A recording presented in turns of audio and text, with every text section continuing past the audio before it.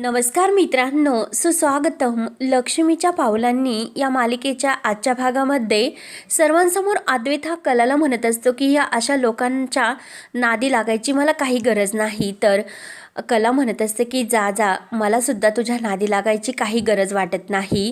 तेव्हा अद्वैतला राग येतो. तर श्री काका हे अद्वैतला समजावतात.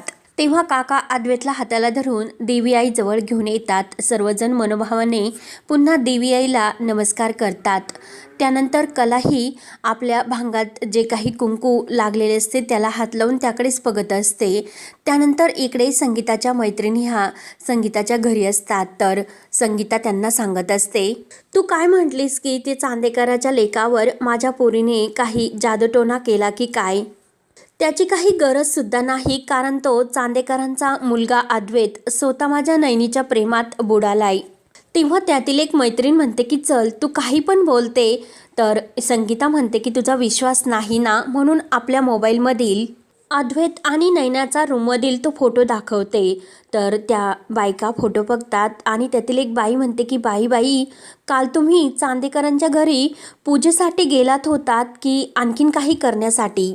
आणि ही नैनी चक्क त्या अद्वैतच्या गादीवर सुद्धा जाऊन बसली. दुसरी बाई असती तर तिने हे सांगितले सुद्धा नसते, परंतु ही तर फोटो काढून येथे दाखवण्यासाठी घेऊन आली. तेव्हा संगीता म्हणते की तुम्ही येथे कशाला आलात ग?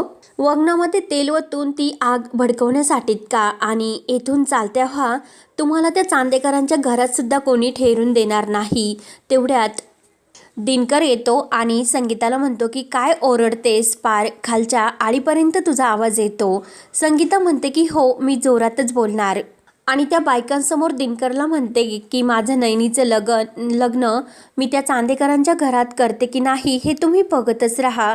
तेवढ्यात नैनासुद्धा येते आणि त्या बायकांसमोर ती संगीताला म्हणते की मम्मा तू टेन्शन घेऊ नको आणि यांच्या बोलण्याकडे अजिबात लक्ष देऊ नकोस, कारण माझं लग्न हे चांदेकरांच्या घरातच 100% नक्की होणार. आणि त्यासाठी सर्वच चांदेकरांनी उद्या तुला आणि बाबाला त्यांच्या घरी बोलावले. तर संगीताला ते ऐकून खूप आनंद होतो. तर त्या बायकासुद्धा आश्चर्याने नैनाकडेच बघू लागतात. त्यानंतर इकडे कलाही रडत असते आणि आपल्या कंपाळावर लागलेले ती कुंकू पुसत असते. तेवढ्यात एक बाई येते आणि ए पोरी काय करतेस? देवी आईचा आशीर्वाद असतो तो, आणि तो आशीर्वाद सर्वांना मिळत नाही. आणि जरी तू हे कुंकू पुसले, हे कुंकवाचं लेणं तुझ्या माथ्यावरून जाणार नाही. आणि ती बाई देवी आईच्या नावाने उदय करत तेथून निघून जाते. तर काजल हे सर्व बघत असते आणि कला विचार करत असते की हे माझ्याबरोबर काय सुरू आहे. आणि त्याच वेळेस कलाला अद्वैतच्या हाताला धक्का लागून ते कुंकू तिच्या भांगात पडल्याचे क्षण तिला आठवतात. आणि संगीता जे काही कलाला सांगितलेले असते की तो अद्वैत चांदेकर आहे ना, तो आपल्या नैनीच्या प्रेमात पडलाय. आणि संगीताने दिनकरला दिलेली धमकी की माझ्या मुलींचं लग्न हे चांदेकरांच्या घरातच होणार, त्यासाठी मला कोणीही अडवायचे नाही. हे सर्व क्षण कलाला आठवून तिच्या डोळ्यामध्ये पाणी येते. आणि अद्वैतने रागाने सर्वांसमोर कलाचा केलेला अपमान सुद्धा तिला आठवतो. तर कला मनात म्हणत असते की हा इतका उद्धट आणि माजुरडा माणूस आहे आणि आईला नैना ताईचे लग्न ताईचं लग्न आईला लावून द्यायचे, तशी ताईचं लग्न लावून द्यायचे का? आणि आपल्या कपाळावरील लागलेले कुंकवाला हात लावून हा देवी आईचा कोणता संकेत आहे याचा सुद्धा ती विचार करते. त्यानंतर इकडे सर्वजण मनोभावाने देवी आईला नमस्कार करत असतात. तर त्यावर गुरुजी सांगतात की आता नेहमीप्रमाणे प्रथा चालत आलेली म्हणजे देवी आईचे आता डोळे पुसायचे. तेव्हा तेथील एक बाई दुसऱ्या बाईला विचारते की ही नेमकं कोणती प्रथा आहे तुमच्याकडे? तेव्हा ती बाई सांगत असते की आमच्या कोल्हापूरमधील ही तर खूप मोठी अशी प्रथा आहे. पालखी निघाली म्हणजे देवी आई निघाली, आणि कुणा म्हणजे मायलेकरं जरी असले तरी आईच्या डोळ्यामध्ये पाणी येत असते. तसेच आपल्या देवी आईचे सुद्धा आहे. तर गुरुजी सांगतात की या वर्षीचा हा मान अद्वैत चांदेकर यांचा आहे. तेव्हा मात्र रोहिणी विचार करते की राहुल नेमकं कुठे गेला असेल?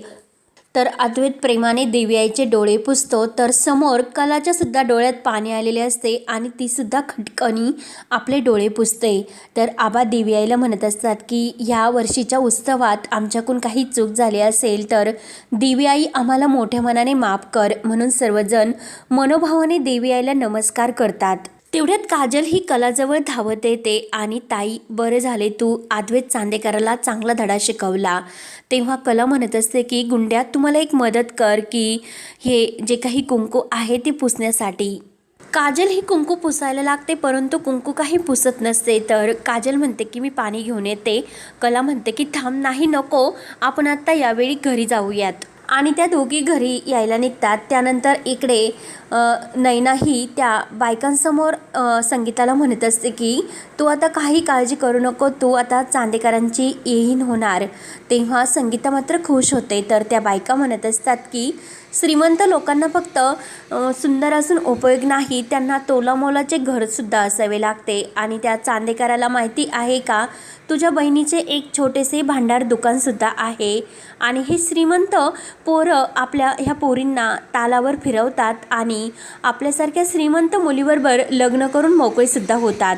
तेव्हा संगीता रागाने त्या बायकांना तेथून जायला सांगते. जेव्हा चांदेकराच्या अद्वैत या मुलाशी माझं नैनीचं लग्न जमेल ना, तेव्हा मी तुम्हाला पत्रिकासहित आमंत्रणाचे पाससुद्धा पाठवेल. तर त्या बायका रागाने तिथून निघून जातात. नैना खुश होऊन संगीताला म्हणत असते की मिसेस चांदेकरांनी उद्या तुला आणि बाबांना चक्क त्यांच्या घरी बोलावले. त्या फोन करणार होत्या परंतु त्यांच्या घरामध्ये काहीतरी हा कार्यक्रम चालू आहे, त्यामुळे त्या येऊ शकल्या नाही आणि फोनसुद्धा त्यांनी करू शकल्या नाही. तेव्हा संगीता म्हणते की अगं असे काय मिसेस लावले तू, आत्ता त्या तुझ्या सासूबाई होणार म्हणून तू त्यांना आई किंवा सासूबाई आणि आता तूच मिसेस चांदेकर होणार ना. संगीता म्हणते की मी उद्या नक्की त्यांच्या घरी जाणार. तर नैना म्हणते की तुम्ही दोघांनी उद्या मस्त असे नवीन कपडे घालून त्यांच्या घरी जा आणि मी तुझा माझ्या स्वतःच्या हाताने इतका छान असा मेकअप करून देईल. तर संगीता म्हणते की हो नक्की जाणार मी.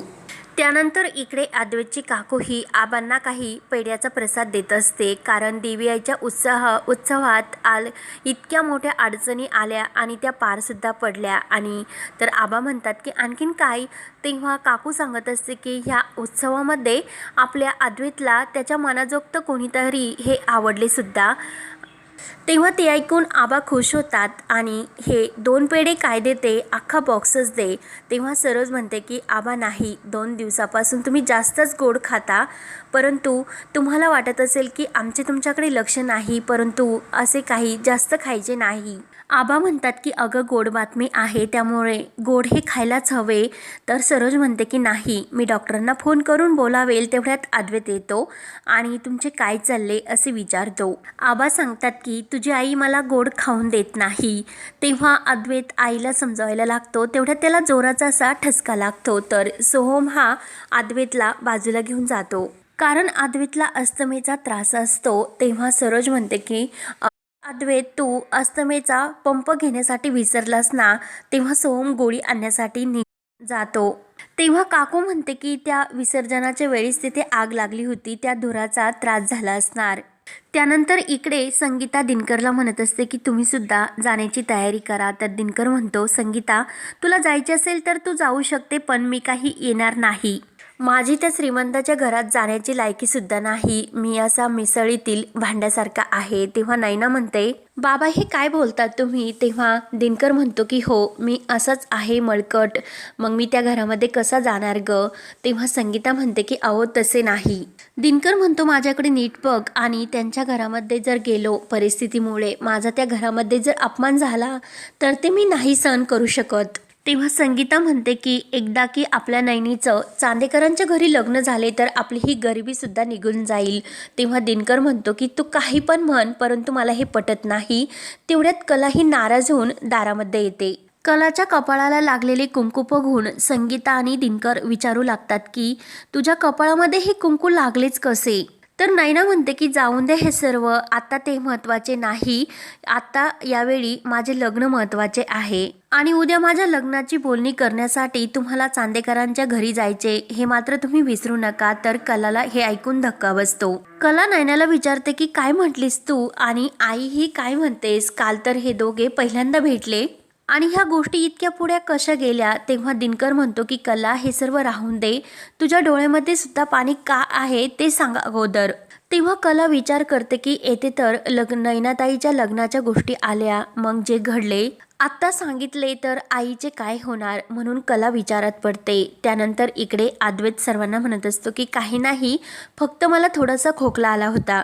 तर काकू लगेच अद्वैतला प्रेमाने पेढा देते, तर अद्वैत नाही म्हणत असतो. तेव्हा काकू म्हणते की अरे गेल्या 100 वर्षापासून आपण हा उत्सव साजरा करतो आणि चक्क ह्या उत्सवात आज एक सुंदर मुलगी सुद्धा माझ्या अद्वैतला भेटली आणि अद्वैत तिच्या प्रेमामध्ये सुद्धा पडलाय. तर अद्वैत लाजतो. सोहम त्याच्या आईच्या हातातील पेढ्याचा बॉक्स घेतो आणि आई हे काय करतेस, आपल्या घरामध्ये आता मंगल कार्य पार पडणार, मग तू त्याला का पेढा भरवते, कारण त्याला आता फिटनेस मेंटेन करायला हवा. तर सर्वांना खूप हसू येत असते. तेव्हा अद्वैत आणि सोहम पेढ्याचा बॉक्स घेऊन एकमेकांकडे धावत असतात. तर रोहिणी मात्र मनात म्हणत असते की ह्या नयनासाठी तू फिट राहण्याचा प्रयत्न करतो, परंतु जेव्हा तिचे खरे रूप समोर येईल तेव्हा तुम्हाला मात्र फिट आल्याशिवाय राहणार नाही. तोपर्यंत खा आनंदाने पेढा वगैरे सर्व काही. तर इकडे कला सांगत असते की अहो देवी आईच्या मिरवणुकीत तेथे आग लागली होती आणि त्या आगीमध्ये एक मुलगा पडणार होता, म्हणून मी त्याच्या हाताला धरून त्याला वाचवले आणि त्या मुलाचा हात देवी आईच्या ताटाला लागला आणि त्या ताटातील कुंकू हे माझ्या कपाळावर पडले. संगीता आणि दिनकर यांना तर धक्का बसतो आणि संगीता म्हणते की देवी आईचं कुंकू म्हणजे.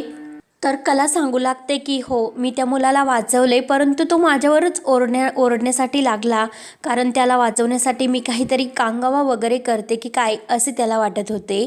तर नैना म्हणते की 1 मिनिट, त्या देवी म्हणजे माझं लग्न चांदेकरांच्या घरी जमते आणि त्याचवेळी तुझ्या भांगामध्ये एका मुलाच्या हाताने कुंकू हे लागले जाते म्हणजे, आणि तो मुलगा आहे तरी कोण की ज्याच्यामुळे तुझ्या या डोक्यामध्ये कुंकू पडले. तेव्हा कलाला अद्वैतच्या हाताने ते कुंकू लागल्याचे क्षण आठवते आणि कला काही उत्तर देत नसते.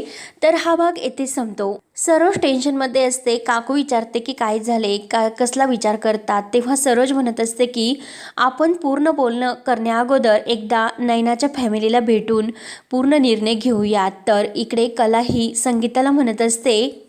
त्यानंतर चांदेकरांनी आपल्या नयनाताईला आपल्या परिस्थितीवरून जर हिणवले तर खोटं कधीच लपून राहत नसते ग, मी त्या चांदेकराला चांगलीच ओळखून आहे.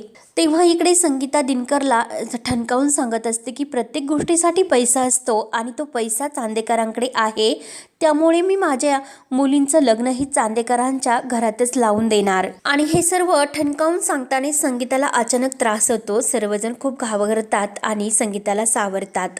तेव्हा आता पुढे काय होणार